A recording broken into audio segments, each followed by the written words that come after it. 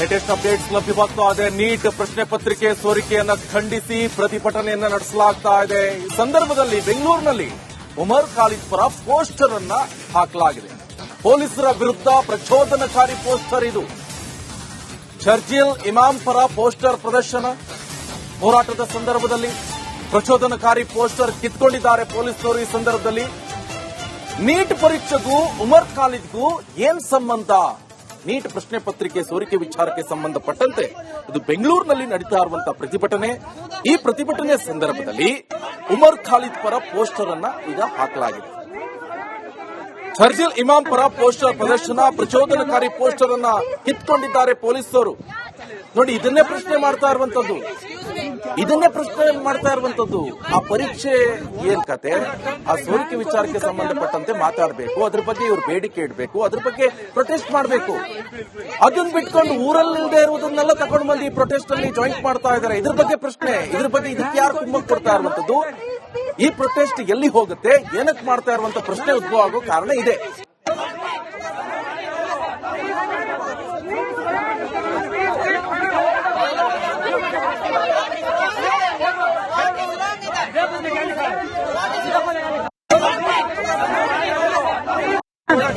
Ma'am कोई दिक्कत नहीं, हम लोग इधर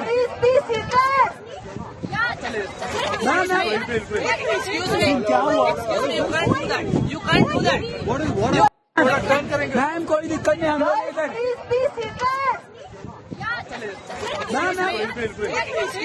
क्या हुआ? ಮಾಹಿತಿ ಕೊಡ್ತಾರೆ ನನ್ನ ಕಲೀಗ್ ಚರಣ್. ನೇರ ಸಂಪರ್ಕದಲ್ಲಿ ಜಾಯ್ನ್ ಆಗ್ತಾ ಇದ್ದಾರೆ. ಚರಣ್, ನೀಟ್ ಪ್ರಶ್ನೆ ಪತ್ರಿಕೆ ಸೋರಿಕೆ ಬಗ್ಗೆ ಪ್ರೊಟೆಸ್ಟ್ ಮಾಡ್ತಾ ಇದ್ರು ಬೆಂಗಳೂರಲ್ಲಿ. ಅವ್ರಿಗೂ ಈ ಉಮರ್ ಖಾಲಿದ್ ಏನ್ ಸಂಬಂಧ? ಅವ್ರ ಪೋಸ್ಟರ್ ಯಾಕೆ ಪ್ರದರ್ಶನ ಮಾಡ್ತಾ ಇದ್ರಂತೆ ಕೇಳಿದ್ರೆ ಏನ್ ಹೇಳ್ತಾರೆ? ಸದ್ ಏನ್ ಬೆಳವಣಿಗೆ ಆಗ್ತಾ ಇದೆ ಅಂತ?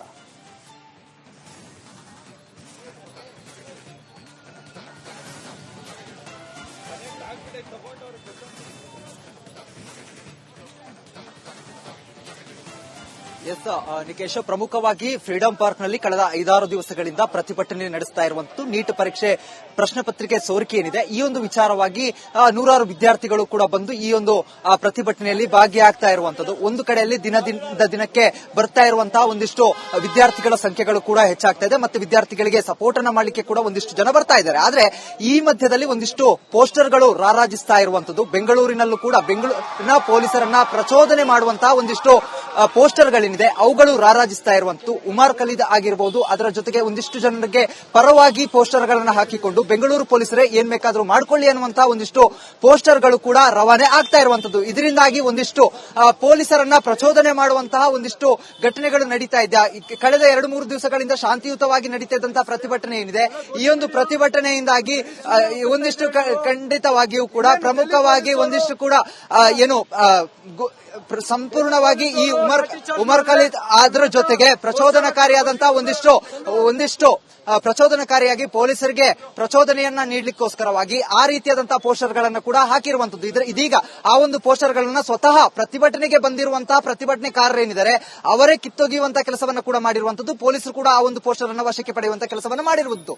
ಒಂದು ಕಡೆಯಲ್ಲಿ ಬೆಂಗಳೂರಿನ ಪೊಲೀಸರು ಪ್ರತಿಭಟನೆಕಾರರಿಗೆ ಸಹಕಾರವನ್ನು ನೀಡ್ತಾ ಇದ್ದಾರೆ, ಅದರ ಜೊತೆಗೆ ಯಾವುದೇ ರೀತಿಯಾಗಿ ಅಹಿತಕರ ಘಟನೆಗಳು ನಡೆಯದಂತೆ ಅದರ ಜೊತೆಗೆ ಶಾಂತಿಯುತವಾಗಿ ಪ್ರತಿಭಟನೆ ಆಗುವಂತೆ ಪೊಲೀಸರು ಸಹಕಾರವನ್ನು ನೀಡ್ತಾ ಇದ್ದಾರೆ. ಅನುಮತಿ ಆಗಿರಬಹುದು, ಅದರ ಜೊತೆಗೆ ಫ್ರೀಡಂ ಪಾರ್ಕ್ ಸುತ್ತಮುತ್ತ ಇರುವಂತಹ ಒಂದು ಭದ್ರತೆ ಏನಿದೆ ಅದನ್ನ ಕೂಡ ನೀಡ್ತಾ ಇದ್ದಾರೆ. ಆದ್ರೆ ಈ ಮಧ್ಯದಲ್ಲಿ ಈ ರೀತಿಯಾದಂತಹ ಪ್ರಚೋದನಕಾರಿಯಾದಂತಹ ಪೋಸ್ಟರ್ಗಳೇನಿದೆ ಇದೀಗ ಒಂದಿಷ್ಟು ಸಂಶಯಗಳಿಗೆ ದೂಗ್ತಾ ಇರುವಂತದ್ದು. ಅದರ ಜೊತೆಗೆ ಉಮರ್ ಖಾಲಿದ್ ಆಗಿರಬಹುದು, ಇನ್ನಿತರ ಆಗಿರಬಹುದು, ಅವರ ಪರವಾಗಿ ಏನಕ್ಕೆ ಈ ಒಂದು ಪೋಸ್ಟರ್ಗಳನ್ನ ರಾರಾಜಿಸ್ತಾ ಇದ್ದಾರೆ ಅನ್ನುವಂತಹ ಪ್ರಶ್ನೆಗಳು ಕೂಡ ಇದು ಪ್ರತಿಭಟನಾಕಾರರಲ್ಲೇ ಭುಗಿಲೆದ್ದಿರುವಂತದ್ದು. ಅವರ ಮಧ್ಯದಲ್ಲೇ ಕೂಡ ಒಂದಿಷ್ಟು ವಾಗ್ವಾದಗಳು ಶುರುವಾಗಿರುವಂತದ್ದು. ನಿಕೇಶ್, ಚರಣ್, ಅದರ ಅರ್ಥ ಏನು? ಆ ಪೋಸ್ಟರ್ ನಲ್ಲಿ ಏನಿದೆ?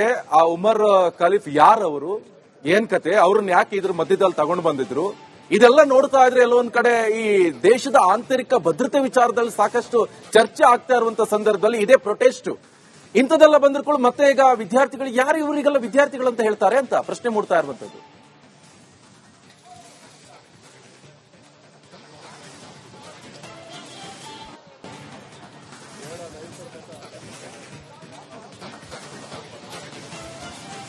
ಎಸ್ ನಿಕೇಶ್, ಏನು ಪ್ರಮುಖವಾಗಿ ಜಂತರ್ ಮಂತರ್ನಲ್ಲಿ ಆದಂತಹ ಪ್ರತಿಭಟನೆ ಏನಿದೆ, ಆ ಒಂದು ಪ್ರತಿಭಟನೆಯ ಸಂದರ್ಭದಲ್ಲೂ ಕೂಡ ಉಮರ್ ಖಲೀದ್ ಹೆಸರುಗಳು ರಾರಾಜಿಸ್ತಾ ಇತ್ತು. ಆತನನ್ನ ಬಿಡುಗಡೆ ಮಾಡಬೇಕು ಅನ್ನುವಂತಹ ಒತ್ತಾಯಗಳನ್ನು ಒಂದಿಷ್ಟು ಜನ ಮಾಡಿದ್ರು. ಇದು ಒಂದಿಷ್ಟು ಚರ್ಚೆಗಳಿಗೆ ಕೂಡ ಕಾರಣ ಆಗಿತ್ತು. ಪ್ರಮುಖವಾಗಿ 2020ರಲ್ಲಿ ಜೆಎನ್ಯುನಲ್ಲಿ ನಡೆದಂತಹ ಒಂದು ಪ್ರತಿಭಟನೆ ಏನಿದೆ, ಅದರಲ್ಲಿ ಒಂದಿಷ್ಟು ದೇಶದ ವಿರೋಧವಾಗಿ ಹಾಕಿದಂತಹ ಘೋಷಣೆಗಳ ಆಧಾರದ ಮೇಲೆಗೆ ಆತನನ್ನ ಬಂಧಿಸಲಾಗಿದೆ. ಆತನನ್ನ ಜೈಲಿಗೆ ಕೂಡ ಕರೆಯಲಾಗುತ್ತೆ. ಈ ಒಂದು ಜೈಲಿಗೆ ಕರೆಯುವಂತಹ ಕೆಲಸ ಏನಿದೆ, ಆ ಒಂದು ಸಂದರ್ಭದಲ್ಲಿ ಪ್ರಮುಖವಾಗಿ ವಿದ್ಯಾರ್ಥಿಗಳಿದ್ದಾರೆ, ಅವ್ರನ್ನೇ ಮಾತನಾಡಿಸ್ತಾ ಹೋಗ್ತೀನಿ. ಸರ್, ಈಗ ಉಮರ್ ಖಲೀದ್ ಪರವಾಗಿ ಉಮರ್ ಖಲೀದ್ಗೆ ಪೋಸ್ಟರ್ ಲೇನಾ ಕ್ಯೂ ಕನ್ನಡದಲ್ಲಿ ಹೇಳಿ. ಸರ್, ಈಗ ಉಮರ್ ಖಲೀದ್ ಪರವಾಗಿ ಎಲ್ಲ ಪೋಸ್ಟರ್ ತಗೊಂಡ್ ಬಂದಿದ್ದಾರೆ. ಏನಕ್ಕೆ ಈಗ ನೀಟ್ಗೋಸ್ಕರ ಆಗ್ತಾ ಇರುವಂತದ್ದು ಇದು? ಸರ್, ಅದು ಒಬ್ರು ಲೇಡಿ ಬಂದಿದ್ರು, ಅವರು ತೋರಿಸಿದ್ರು, ಅದನ್ನ ನಾವು ಕೂಡ ಅಪೋಸ್ ಮಾಡಿದೀವಿ. ಅದೆಲ್ಲ ನಡಿಬಾರ್ದು. ಇದು ನೀಟ್ ಸ್ಟೂಡೆಂಟ್ ಪ್ರೊಟೆಸ್ಟ್, ಇದು ಸ್ಟೂಡೆಂಟ್ಗೋಸ್ಕರ ನಡೀತಿರೋ ಪ್ರೊಟೆಸ್ಟ್. ಇಂಥವು ಬಂದ್ರೆ ನಾವು ಸ್ಟೂಡೆಂಟ್ ಆಗಿ ಅದನ್ನ ಇದು ಮಾಡಿದೀವಿ. ಈ ತರ ಪೋಸ್ಟರ್ಸ್ ಇನ್ನೂ ಬಂದ್ರೆ ಇನ್ನೂ ಅದನ್ನ ಅಪೋಸ್ ಮಾಡ್ತೀವಿ. ಈಗ ಎಲ್ಲ ಒಂದು ಕಡೆಯಲ್ಲಿ ವಿದ್ಯಾರ್ಥಿಗಳ ಪ್ರತಿಭಟನೆ ಏನಿದೆ, ಅದರಲ್ಲಿ ರಾಜಕೀಯವನ್ನ ತುಂಬಲಾಗ್ತಾ ಇದೆಯಾ? ಈ ರೀತಿಯಾಗಿ ಬಂದು ಈ ರೀತಿಯಾಗಿ ಶಾಂತಿಯುತವಾಗಿ ನಡೀತಾ ಇತ್ತು. ಪೊಲೀಸರನ್ನ ಪ್ರಚೋದನೆ ಮಾಡುವಂತದ್ದು, ನೀವು ಏನ್ ಬೇಕಾದ್ರೂ ಮಾಡ್ಕೊಳ್ಳಿ, ನಿಮ್ಮ ವರ್ಸ್ಟ್ ಅನ್ನ ನೀವು ಮಾಡಿ ಅನ್ನುವಂಥದ್ದನ್ನ ಕೂಡ ಬರೆದಿದ್ರು ಅದರಲ್ಲಿ. ಹೌದು, ಅದನ್ನ ನೋಡೇ ನಾವು ಅದನ್ನ ಅಪೋಸ್ ಮಾಡಿದ್ದು. ನಾವು ಕೂಡ ಸ್ಟೂಡೆಂಟ್ಸ್ ಅದನ್ನ ಹೇಳಿದೀವಿ, ಈ ತರ ಎಲ್ಲ ನಾವು ಅದನ್ನ ಸಪೋರ್ಟ್ ಮಾಡಲ್ಲ. ನಿಮ್ದೇನೇ ಪರ್ಸನಲ್ ಒಪಿನಿಯನ್ ಇದ್ರು ಅಲ್ಲೇ ಇಟ್ಕೊಳ್ಳಿ, ನೀವು ಪೋಸ್ಟರ್ಸ್ ಇಂದ ತೋರಿಸಬೇಡಿ ಅಂತ ಹೇಳಿದೀವಿ. ಇದಿಷ್ಟು ವಿದ್ಯಾರ್ಥಿಗಳು ಹೇಳ್ತಾ ಇರುವಂತದ್ದು. ಪ್ರಮುಖವಾಗಿ ಏನು ಉಮರ್ ಖಲೀದ್ ಏನಿದ್ದಾರೆ, ಉಮರ್ ಖಲೀದ್ ಅವರ ಪರವಾಗಿ ಧ್ವನಿಯನ್ನೆತ್ತುವಂತದ್ದು, ಅದರ ಜೊತೆಗೆ ಆ ರೀತಿಯಾದಂತಹ ಪೋಸ್ಟರ್ ಗಳನ್ನ ಹಾಕಿಕೊಂಡು ಆದ ಬಳಿಕವಾಗಿ ಪೊಲೀಸರೇ ನೀವು ಏನ್ ಬೇಕಾದ್ರೂ ಮಾಡ್ಕೊಳ್ಳಿ, ಔಕದ್ಲೆ ಬೆಂಗಳೂರು ಪೊಲೀಸ್ ಅನ್ನುವಂತಹ ಒಂದು ಟ್ಯಾಗ್ ಲೈನ್ ಅನ್ನ ಕೂಡ ಹಾಕಿರುವಂತದ್ದು. ಇದರಿಂದಾಗಿ ಒಂದಿಷ್ಟು ಪ್ರಚೋದನೆಯನ್ನ ಮಾಡುವಂತದ್ದು ಇದೀಗ ವಿದ್ಯಾರ್ಥಿಗಳ ಮನಸ್ಸಿಗೆ ಕೂಡ ಒಂದಿಷ್ಟು ನೋವನ್ನ ತಂದಿರುವಂತದ್ದು. Nikesh, okay, thank you Charan, ನಿಮ್ಮೆಲ್ಲ ಮಾಹಿತಿ.